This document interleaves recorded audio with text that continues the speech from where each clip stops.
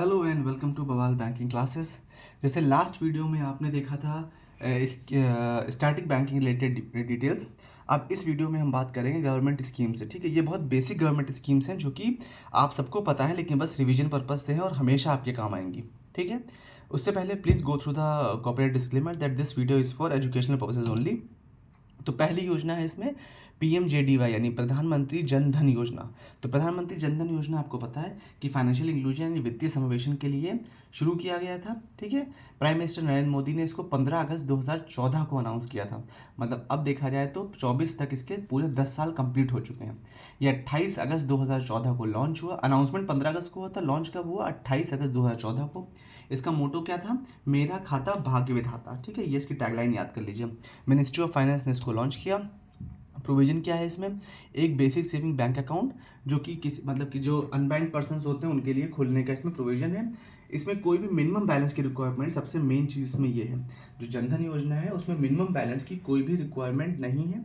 इसमें RuPay debit card इसमें साथ में दिया जाता है। जनधन योजना में जो अकाउंट होल्डर है उसको मतलब एलिजिबल है वो उसके लिए।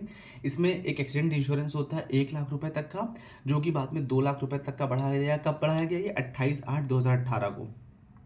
इसमें 10,000 तक की overdraft facility eligible account holders के लिए अवेलेबल है। एज लिमिट क्या है जनधन योजना के अकाउंट की? 18 से 65। जो माइनर है उसकी एज 10 या उससे ज़्यादा है तो वो जो अकाउंट है वो अपने गार्जियन के साथ मैनेज कर सकता है। अब क्या क्या अचीवमेंट्स हैं पीएम जनधन योजना के? कि ये जो है कम से कम 3 गुना बढ़ चुकी है। 14.72 करोड़ यानी 14.72 करोड़ तक अगस्त 15। ठीक है, अगस्त 15 में से लेकर के 46.25 अगस्त 2022 तक। तो अगस्त 15 तक इसमें जहाँ जनधन योजना में जो अकाउंट्स 14.72 थे वो 2022 आते आते करीब 46.25 करोड़ हो गया। आप समझ रहे हैं? मतलब इतनी 46.25 करोड़ अकाउंट, बहुत अकाउंट हुआ। तो करीब 3 गुना बढ़ चुका है अगस्त 22 तक। जो टोटल डिपॉजिट है वो जनधन योजना के अकाउंट्स में कितना है आज की डेट में? मतलब आज के डेट में नहीं, ये 2022 की बात हो रही है। 1,73,954 करोड़। ठीक है, डिपॉजिट करीब 7.60 टाइम्स बढ़ गया है। टोटल अकाउंट 3 टाइम्स बढ़ गए हैं, डिपॉजिट करीब 7.6 टाइम्स बढ़ गया। 1,73 इतना तो करीब जीएसटी का कलेक्शन होता है एक साल का, एक महीने का, सॉरी। तो जनधन योजना के उन्होंने अकाउंट्स का जो ये डेटा दिया है, आप इसको चाहें तो देख सकते हैं, इसको चाहें स्क्रीनशॉट ले सकते हैं अपने रिकॉर्ड के लिए। इसके साथ में इसमें 3 जो इस सोशल सिक्योरिटी स्कीम लॉन्च करी गई थी वो भी बताई गई। ये भी नरेंद्र मोदी जी ने लॉन्च करी थी 9 मई 2015 को। कहाँ से? कोलकाता, वेस्ट बंगाल से। क्या है? पीएमएसबीवाई, जेजेवाई, एपीवाई, ये सब आप लोग को पता है क्या होता है। प्रधानमंत्री सुरक्षा बीमा योजना, जीवन ज्योति बीमा योजना, अटल पेंशन योजना। सुरक्षा बीमा योजना क्या है? ये 1 साल का एक्सीडेंटल इंश्योरेंस स्कीम होती है जो रिन्यू होती है हर साल, हर 1 साल पर। और ये डेथ या डिसेबिलिटी पर के केस में पैसा देते हैं। लॉन्च डेट इनकी क्या थी? 9 मई 2015। वो अगस्त 2014 था जनधन योजना का अकाउंट, और ये 2015 में। मिनिस्ट्री ऑफ फाइनेंस इसको डील करती है। उसकी जनधन योजना की लिमिट क्या थी? एज लिमिट 18 से 65, इसकी 18 से 70 तक। बस इसमें यह है कि बैंक अकाउंट होना चाहिए ऑलरेडी। जो रिस्क कवरेज है वो 2 लाख तक की एक्सीडेंटल डेथ पर, और डिसेबिलिटी के केस में 1 लाख रुपए। ठीक है, पार्शियल डिसेबिलिटी। फुल डिसेबिलिटी पे तो 2 लाख रुपए मिल जाएगा। जो प्रीमियम है वो 20 रुपये है हर 1 साल की, जो बैंक अकाउंट होल्डर के अकाउंट से कटती है। जीवन ज्योति योजना है, इसको भी गवर्नमेंट ने ही लॉन्च किया था। कब? 9 मई 2015 को, यानी सुरक्षा बीमा योजना के साथ ही। ये भी हर साल रिन्यू होती है। इसकी एज लिमिट है 18 से 50, जीवन ज्योति योजना की। ठीक है, यदि 18 से 50 तक आदमी इसको करा सकता है। यदि बीमा कराने के बाद मृत्यु होती है तो पेमेंट कितना नॉमिनी को मिलेगा? कितना? 2 लाख रुपए। एनुअल प्रीमियम इसकी कितनी है? 436 रुपये। वो सुरक्षा के केस में मतलब एक्सीडेंटल है, और ये नॉर्मल लाइफ इंश्योरेंस है, समझिए। जो जो इसकी प्रीमियम है वो हर साल ऑटोमेटिकली 31 मई को अकाउंट से कट जाती है। अटल पेंशन योजना भी गवर्नमेंट द्वारा शुरू करा गया एक पेंशन स्कीम है। ये भी 9 मई 2015 को आया था। इसको गवर्नमेंट, वो सब मिनिस्ट्री ऑफ फाइनेंस हो गया, इसको गवर्न कौन कर रहा है? पीएफआरडी यानी pension fund regulatory and development authority इसको गवर्न करता है। इसकी एज लिमिट क्या है? 18 से 40। तो 18 से 65 जनधन योजना हो गया, 18 से 70 आपका सुरक्षा बीमा हो गया, 18 से 50 जीवन ज्योति हो गया, 18 से 40 क्या हो गया? एपीवाई। तो इसमें जो पर्सन जो भी एनरोल करेगा वो जब 40 साल का हो जाएगा, उसको जब 60 साल का हो जाएगा, 18-40 में वो एनरोल कर सकता है। जब 60 का हो जाएगा तो उसको पेंशन मिलना शुरू हो जाएगी। इसमें गारंटी पेंशन दी जाती है 1,000 से 5,000 तक की। और आप जो ऑप्ट करेंगे, मान लीजिए आपको 1,000 चाहिए तो उसी हिसाब से आपका हर महीने का कॉन्ट्रीब्यूशन भी होगा। ये जो कॉन्ट्रीब्यूशन है ये मंथली, क्वार्टरली या हाफ ईयरली बेसिस पर दिया जा सकता है। ये पूरा चार्ट दिया गया है। मान लीजिए आपकी अगर 18 साल की उम्र है, मान लीजिए 20 साल की उम्र है और आपने को तो आप 60 तक देंगे ना, 40 साल तक का कंट्रीब्यूशन देंगे। तो अगर आप मंथली दे रहे हैं तो 1000 रुपये आपको अगर रिटर्न चाहिए 60 के बाद, तो आपको 50 रुपये मंथली देना है, ठीक है। 2000 चाहिए तो 100 रुपये देना है, फिर 150, 198, 248, देखिए दिया है पूरा चार्ट। तो किस एज पे कितना कॉन्ट्रीब्यूशन होगा, इस चार्ट की हेल्प से आप देख सकते हैं, कस्टमर्स को भी बता सकते हैं। ये दिया है पूरा चार्ट। अब आते हैं प्रधानमंत्री वय वंदना योजना पे। ये स्कीम डिस्कस जरूर कर रहे हैं, लेकिन इसका मतलब ज़्यादा नहीं है क्योंकि ये स्कीम अब बंद हो चुकी है, ठीक है। तो प्रधानमंत्री वय वंदना योजना जो है, ये बेसिकली रिटायर्ड लोगों के लिए एक पेंशन स्कीम, कि रिटायर्ड लोग एक अपना 15 लाख तक का जो अमाउंट है मैक्सिमम, वो जमा कर सकते हैं इस स्कीम के अंतर्गत, और उसके बदले में उनको एक पेंशन मिल जाएगी। 15 लाख पे मोटा मोटा कुछ 10-11 हज़ार रुपये मंथली होता है रिटर्न। तो ये एक तरह से एक पेंशन की तरह काम करेगा उनका फंड। ये इसको कौन कर रहा है, एलआईसी कर रहा है। तो अटल पेंशन योजना जैसे पीएफआरडीए के अंतर्गत था, वैसे ही एलआईसी के अंतर्गत है। इसकी लॉन्च डेट क्या थी, 4 मई 2017, और ये बंद कब हुआ, 31 मार्च 2023 को। मिनिमम एज इसमें कितनी होती है एंट्री की, 60 साल, मतलब ऑब्वियस सी बात है, रिटायरमेंट पेंशन है तो रिटायरमेंट के बाद ही की बात होगी, 60 साल। मैक्सिमम एज की कोई लिमिट नहीं है। इसका टेन्योर कितना था, 10 साल पॉलिसी का। और वय वंदना योजना जो है एक तरह से गारंटीड पेंशन देती है, कब तक, 10 साल तक के लिए। जो पेंशनर है अगर वो सर्वाइव कर जाता है, जो पूरा पॉलिसी का टेन्योर है 10 साल, तो जो उसका परचेज प्राइस है वो उसको फाइनल पेंशन इंस्टॉलमेंट में दे दिया जाएगा। परचेज प्राइस मतलब जितना 15 लाख 10 लाख जो भी उसने इन्वेस्ट कर रखा है। स्कीम जो है वो एक अश्योर्ड रिटर्न प्रोवाइड करती है, कितना, 7.4% पर एनम का। हर साल 7.4% का ब्याज मिलेगा। वही मैंने अपना 10 से 11 हज़ार रुपये कुछ महीना आता है अगर 15 लाख करते हैं तो। कब तक, 10 साल तक। प्रधानमंत्री मुद्रा योजना, मुद्रा योजना से आप सभी लोग भली भांति परिचित होंगे, फिर भी और डिस्कस कर लेते हैं। ये बेसिकली जो क्या है, स्मॉल बिजनेस सेक्टर जो है उसको लास्ट माइल फाइनेंशियल इंस्टीट्यूशन जैसे बैंक, नॉन एनबीएफसी या माइक्रो फाइनेंस, ये सब लोग उसको लोन प्रोवाइड करते हैं। तो मुद्रा लोन क्या है, ये प्रधानमंत्री मुद्रा योजना के अंतर्गत आ गया। और जो मुद्रा का फुल फॉर्म क्या होगा, micro unit development and refinance agency. मुद्रा का फुल फॉर्म याद कर लीजिए, micro unit development and refinance agency. ये लॉन्च कब हुआ था, 8 अप्रैल 2015 में। ये सारी स्कीमें ज़्यादातर 2014-15 में ही लॉन्च हुई हैं। एज लिमिट इसकी कितनी है मुद्रा योजना के लिए, 18 से 65 साल तक की, ठीक है। इसमें 3 प्रकार के होते हैं, आपको पता होगा, शिशु, किशोर, तरुण। शिशु मतलब 50,000 तक का लोन, किशोर मतलब 50,000 से लेकर 5 लाख तक का, और तरुण मतलब 5 लाख से 10 लाख तक का। सुकन्या समृद्धि योजना पर आते हैं। सुकन्या समृद्धि योजना जो है ये एक ये एक डिपॉजिट स्कीम है गवर्नमेंट ऑफ इंडिया की, जो बेसिकली बच्चों लड़कियों के लिए शुरू की है, जो गर्ल चाइल्ड है उनके लिए लॉन्च की गई है, बेटी बचाओ बेटी पढ़ाओ कैंपेन के अंतर्गत। ये स्कीम जो है बेसिकली वो लड़कियों की एजुकेशन और उनके शादी के खर्चे से संबंधित जो बच्चियाँ हैं उनके लिए लॉन्च करी गई है। 22 जनवरी 2015 को स्कीम लॉन्च हुई थी। किसने इसको कौन गवर्न कर रहा है, ministry of women and child development, ministry of HRD, और साथ ही health and family welfare ministry, ये सब इसको गवर्न कर रहे हैं। इसके प्रोविजन क्या क्या है, जो अकाउंट है वो किसी भी टाइम बच्चे के जन्म से लेकर जब तक वो 10 साल की बच्ची नहीं हो जाती तब तक गार्जियन के द्वारा खोला सकता है। सिर्फ एक ही अकाउंट एक बच्चे पे खोला सकता है, एक लड़की पे खोला सकता है। पेरेंट जो है वो मैक्सिमम 2 अकाउंट्स खोल सकते हैं, मतलब 2 लड़कियों तक, एक माँ बाप अपने 2 बच्चियों तक इस अकाउंट खोल सकते हैं। 2 से ज़्यादा लड़कियाँ तो नहीं खोल सकते, ठीक है। जो मिनिमम इन्वेस्टमेंट है वो हर साल 250 रुपये का होना चाहिए, और जो मैक्सिमम है वो 1.5 लाख रुपए तक का होता है। इस पर टैक्स की छूट भी मिलती है आपको। जो करंटली जो इसका ईयरली रेट ऑफ इंटरेस्ट है वो करीब 8% है। जो मैच्योरिटी पीरियड है वो 21 साल का है, या जब तक कि लड़की की शादी नहीं हो जाती 18 साल का होने के बाद, ऑब्वियसली बात है, ठीक है। सपोज आप उसका 9 साल की है तब भी आपने करवाया, तो जो उसकी मैच्योरिटी पीरियड है वैसे तो 21 साल है, लेकिन अगर 18 के बाद जब भी उसकी शादी हो तब तक उसको मतलब पे आउट ले सकते हैं, वापस ले सकते हैं पैसा। अब है आपका sovereign gold bond scheme. Sovereign gold bond scheme क्या है, ये एक सब्स्टिट्यूट है फिजिकल गोल्ड का। क्या होता है, फिजिकल गोल्ड जब आप खरीदते हैं तो आपने तो खरीद कर अपने पास रख लिया, लेकिन जो देश है, जो एज अ कंट्रीज पे अच्छा खासा कंट्री पे बर्डन आ जाता है क्योंकि आप उसको होल्ड कर लेते हैं। इसका ही एक सोल्यूशन निकाला गया है, सोवरेन गोल्ड बॉन्ड। इसमें क्या है कि गोल्ड का पैसा बढ़ने घटने का आपको फायदा नुकसान कस्टमर को पूरा होगा, लेकिन इनमें फिजिकल गोल्ड नहीं होगा, ठीक है। ये एक तरह से पूरी तरह से वर्चुअल होगा। तो एसजीबी जो स्कीम है इसमें करीब 2.5% का रिटर्न होता है, अभी आगे होगा खैर। जो इस सोवरेन गोल्ड बॉन्ड है ये लॉन्च किया गया था इस ऑब्जेक्टिव के साथ, जिससे कि जो फिजिकल गोल्ड की डिमांड है इंडिया के अंदर वो कम हो सके, और जो डोमेस्टिक सेविंग्स हैं वो ज़्यादातर सोवरेन गोल्ड बॉन्ड की तरफ डाइवर्ट हो जाए, जिससे गोल्ड का एडवांटेज भी मिले और कंट्री के ऊपर गोल्ड परचेस करने का बर्डन भी ना आए। इसकी लॉन्च डेट क्या थी, 2015। इसको कौन इशूइंग अथॉरिटी है इसका, रिजर्व बैंक ऑफ इंडिया।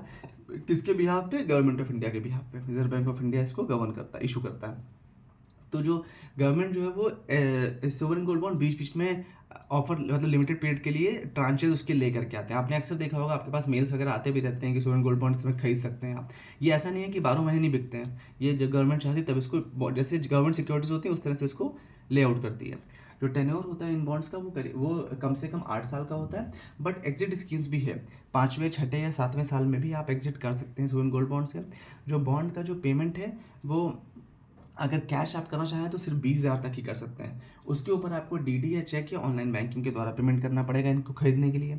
जो बॉन्ड है वो बैंक के द्वारा बेचे जाते हैं, पोस्ट ऑफिस के द्वारा बेचे जाते हैं, SHCIL stock holding corporation of India और कुछ स्टॉक एक्सचेंज रिकग्नाइज, उन सब के द्वारा ये बॉन्ड्स जो हैं वो बेचे भी जाते हैं सोवरेन गोल्ड बॉन्ड। जो इन्वेस्टर है इन सोवरेन गोल्ड बॉन्ड में, उसमें मेन चीज़ क्या है कि वो इंडिया के रहने वाले होने चाहिए, मतलब इंडियन रेजिडेंट्स होने चाहिए। और फॉरेन एक्सचेंज मैनेजमेंट एक्ट में जैसे स्पेसिफाई किया गया इंडियन रेजिडेंट्स को, उस हिसाब से वो उन एलिजिबिलिटी को फुलफिल करना चाहिए। इसको कौन कौन ले सकता है? इंडिविजुअल्स ले सकते हैं, HUF यानी हिंदू अनडिवाइडेड फैमिली ले सकती हैं, ट्रस्ट ले सकती हैं इसको, यूनिवर्सिटीज़ ले सकती हैं, और जो नॉन प्रॉफिट ऑर्गेनाइजेशन है वो भी इसको खरीद सकते हैं, मतलब इन्वेस्टर्स हो सकते हैं इसमें। कम से कम इन्वेस्टमेंट कितना चाहिए इसमें? 1 ग्राम का इन्वेस्टमेंट चाहिए, और मैक्सिमम कितना हो सकता है? 4 लाख, 4 किलोग्राम तक हो सकता है। कोई इंडिविजुअल है हिंदू अनडिवाइडेड फैमिलीज में मैक्सिमम 4 केजी तक का इन्वेस्टमेंट कर सकती है। जो ट्रस्ट है वो 20 केजी तक कर सकती हैं। ट्रस्ट कौन सी? जो भी गवर्नमेंट द्वारा नोटिफाई है वो, ठीक है। जो इन्वेस्टर है उसको क्या कंपनसेशन मिलेगा? 2.5% पर एनम का उस पर इसको ब्याज मिलेगा। कब? सेमी एनुअली जो उसको दिया जाएगा, जो भी उसकी नॉमिनल वैल्यू उस पर। जो प्राइस है जो बॉन्ड का वो फिक्स किया जाएगा इंडियन रुपी में। किस बेसिस पर? जो भी सिंपल एवरेज होगी ना क्लोजिंग प्राइस किसका, 99,999 जो गोल्ड प्योरिटी है, जो कि कौन इशू करता है? Indian Boolean and jeweller association, IBJ, Indian Boolean and jeweller association limited, जो इशू करेगा पिछले 3 बिजनेस डेज का, वो उसके जो भी सब्सक्रिप्शन पीरियड है उसका जो एवरेज है वो ले लिया जाएगा। मतलब क्या हुआ, सपोज अगर 10 तारीख को इशू हो रहा है ये आपका सोवरेन गोल्ड बॉन्ड, तो उससे 3 पहले जो वर्किंग डेज होंगे, अगर सैटरडे संडे बन गया तो अलग बात है, जो वर्किंग डेज हैं उनका जो गोल्ड का प्राइस होगा, कौन सा गोल्ड? 999 प्योरिटी वाला, जो Indian Boolean and jeweller association limited जो प्राइस उसका पब्लिश करेगा 3 दिन का, उनका एक एवरेज निकाल लेंगे, सिंपल एवरेज, और वही एवरेज प्राइस इसको सोवरेन गोल्ड बॉन्ड बेचा जाएगा। रिटर्न में क्या है? 2.5% पर एनम आपको ब्याज मिलेगा, जो कि सेमी एनुअली प्ले होगा। ये 2.5% 6 महीने का नहीं, 2.5% पूरे साल का है, लेकिन आपको मिलेगा सेमी एनुअली, नहीं साल में 2 बार आपको मिलेगा। और साथ ही साथ जब आप इस बॉन्ड को डाइल्यूट करेंगे या जब बेचेंगे वापस, तो आपको जो उस टाइम का जो गोल्ड रेट होगा वो मिल जाएगा, which is a very good scheme. तो फिजिकल गोल्ड से सब्स्टिट्यूट के लिए तैयार किया गया है। अब ये NPS क्या है? National pension scheme. National pension scheme भी गवर्नमेंट द्वारा स्पॉन्सर एक स्कीम है। ये स्कीम अलाउ करती है जो भी इसको सब्सक्राइब करता है, स्कीम को मतलब जो लेता है उसको एक तरह से पेंशन अलाउ करती है, पेंशन मिलती है। कब? उसके वर्किंग लाइफ के बाद के लिए। तो रिटायरमेंट जब होगा तो उसमें उसको एक कॉर्पस जो एक लमसम जो होगा वो दिया जाएगा, और जो बचा हुआ जो कॉर्पस होगा वो उसके लिए एन्युटी ले ली जाएगी, जिससे कि उसको रिटायरमेंट के बाद भी एक रेगुलर इनकम उसको पे आउट मिलता रहे। जो एन्युटी है वो एक तरह से एक इन्वेस्टमेंट है, जो कि उसका जो पेमेंट जो भी उसका जो ओवरऑल कॉर्पस है उसको डिवाइड कर देगा अलग अलग हेड्स में, ठीक है। जैसे म्यूचुअल फंड होता है उस तरह समझिए आप। NPS को जो पैसा होता है वो अलग अलग हेजेस में चला जाता है और उसके बाद आपको रिटर्न आता है धीमे धीमे। इसको लॉन्च कब किया गया था? जनवरी 2004 में। किसके लिए? पहले गवर्नमेंट एम्प्लॉयज़ के लिए हुआ था, लेकिन 2009 में ये सबके लिए खोल दिया गया, मतलब नॉर्मल पब्लिक इसमें एंट्री ले सकती है। रेगुलेटरी बॉडी, अगर पेंशन की बात हो रही है तो कौन रेगुलेट करेगा? PFRDA। प्रोविजन क्या? 18 से 70 साल का कोई भी आदमी, 18 से लेकर 70 के बीच का कोई भी आदमी NPS अकाउंट खोल सकता है, ठीक है। लेकिन जो एक आदमी है, एक से ज़्यादा NPS अकाउंट नहीं चला सकता है। जो भी NPS का अकाउंट होल्डर होगा उसको एक कार्ड दिया जाता है, इसमें 12 डिजिट का यूनिक नंबर होता है, जिसको क्या बोलते हैं? प्रान, यानी कि परमानेंट रिटायरमेंट अकाउंट नंबर, ठीक है। NPS जो है वो 2 तरह के अकाउंट रहेंगे उसमें, Tier 1 और Tier 2 account. Tier 1 mandatory account है, Tier 2 वॉलंटरी है, चाहे लें चाहे ना लें, ठीक है।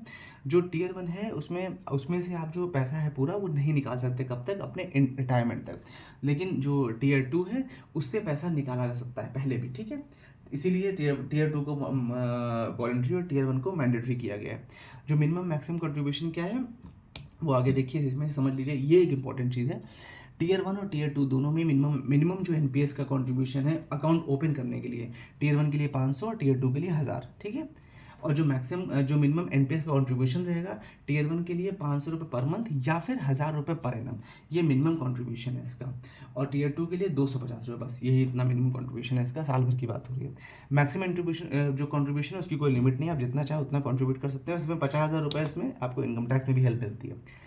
अब बात करते हैं केवीपी यानी किसान विकास पत्र की। ये बहुत पुरानी स्कीम है, आप सबको पता होगा।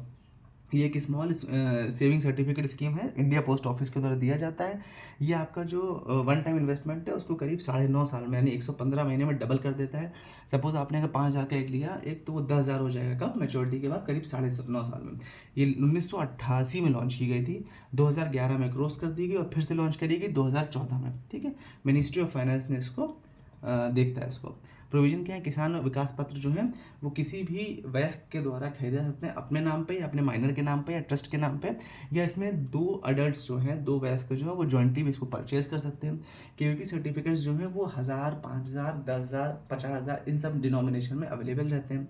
जो मिनिमम अमाउंट होता है वो कितना इन्वेस्ट किया जाता है, 1,000 रुपये। अपर लिमिट के वी परचेज पर कोई नहीं है। ये बेसिकली लोग इनकम टैक्स के लिए यूज़ करते हैं, जो अपना 1.5 लाख दिखाते हैं एटीसी वाला। एज पर करंट रूल जो केवीपी सर्टिफिकेट्स हैं ये सिर्फ सिलेक्टेड बैंक और सिलेक्टेड और इंडिया पोस्ट ऑफिस से ही लिए जाते हैं।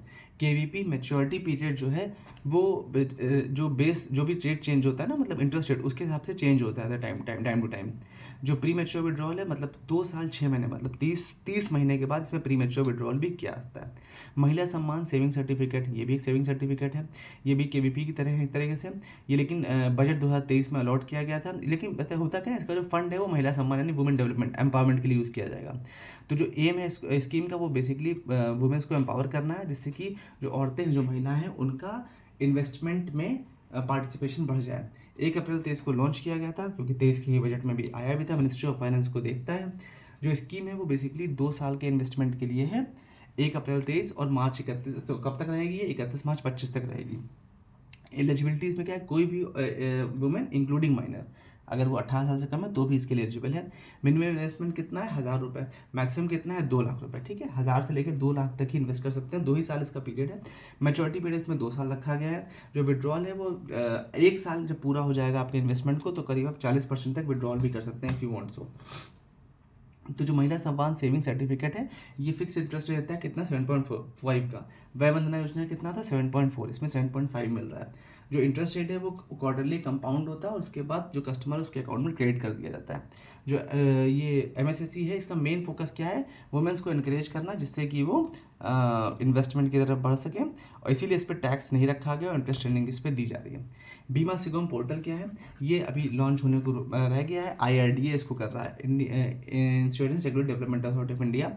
ये एक ऑनलाइन पोर्टल होगा जो कि एक तरह से वन स्टॉप सोल्यूशन होगा हर प्रकार की इंश्योरेंस रिलेटेड क्वेरी के लिए, पॉलिसी खरीदने के लिए, जो भी क्लेम सेटलमेंट है उसके लिए, इंश्योरेंस की एडवाइस के लिए, इन सब के लिए होगा। जो वेब एग्रीगेटर्स हैं, जो आपके ब्रोकर्स हैं, वेब एग्रीगेटर मतलब ये एको वगैरह हो गया ना, या ये आपके जैसे ये पॉलिसी बाजार है, इसको वेब एग्रीगेटर आप कह सकते हैं। जो ब्रोकर हैं, जो इंश्योरेंस एजेंट हैं, जो बैंक एजेंट्स हैं, ये सब इस प्लेटफॉर्म पर अपनी जो इंश्योरेंस पॉलिसी बेचेंगे, एक फैसिलिटेटर की तरह बिहेव करेंगे। जो पोर्टल है वो इस सारी फैसिलिटी, एक पॉलिसी जितना भी पॉलिसी होल्डर को चाहिए थे वो सब प्रोवाइड करेंगे, और ये सारा चीज़ें ई इंश्योरेंस फॉर्मेट में रहेंगी, जैसे डीमैट होता है उस तरह से कुछ। ये क्या है, सिंपली जो इंश्योरेंस मार्केट प्लेस है उसको एक तरह से बस डिजिटाइज कर रहा है, मतलब उसको ऑनलाइन करने की कोशिश कर रहा है। चाहे आपको पॉलिसी बेचना हो, चाहे रिन्यूअल हो, चाहे क्लेम सेटलमेंट हो, चाहे एजेंट हो, पॉलिसी पोर्टेबिलिटी हो, मतलब पोर्टेबिलिटी का मतलब हो गया जैसे आप सिम पोर्टेबल होते हैं ना, वैसे पॉलिसी भी एक कंपनी दूसरी कंपनी आप स्विच कर जाओ। तो कुल मिलाकर के जो आपको लंबे लंबे फॉर्म भरने पड़ते हैं उससे बचाएगा, और इसमें ज़्यादा ट्रांसपेरेंसी भी रहेगी ऑनलाइन होने से, ज़्यादा अच्छा डेटा डेवलप होगा। With this we have come to end, thank you for watching, do like and share, subscribe to the channel. If you have any queries और any feedback please feel free to comment और send me a mail. Thank you so much for your valuable time.